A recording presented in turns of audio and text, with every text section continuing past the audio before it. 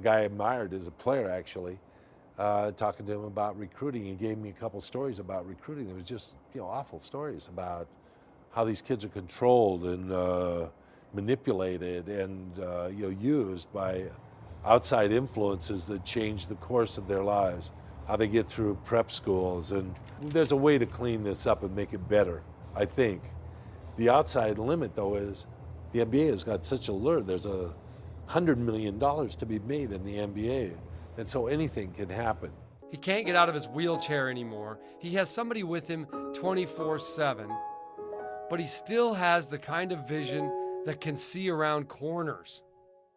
Are you afraid to die? No, I'm not afraid to die. How come? Why should I be afraid? That's the most wonderful thing that'll ever happen. It really is. Yeah, absolutely, I'm not afraid to die. Once I was afraid of dying. Not anymore.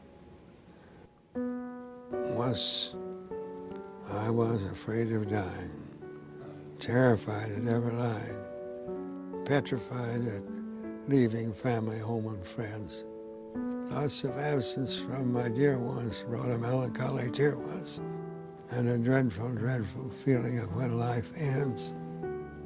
But those days are long behind me. Fear of leaving does not bind me, and departure does not hold a single care. Peace does comfort as I ponder a reunion in the yonder with my dearest one who's waiting for me there.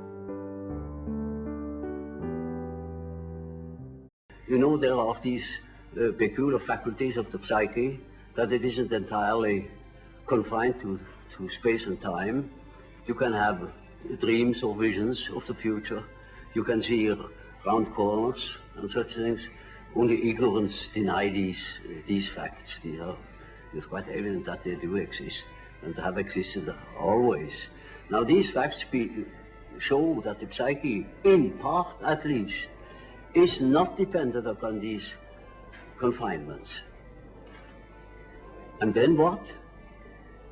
When the psyche is not under that obligation to live in time and space alone, and obviously it doesn't, then to that extent the psyche is not submitted to those laws.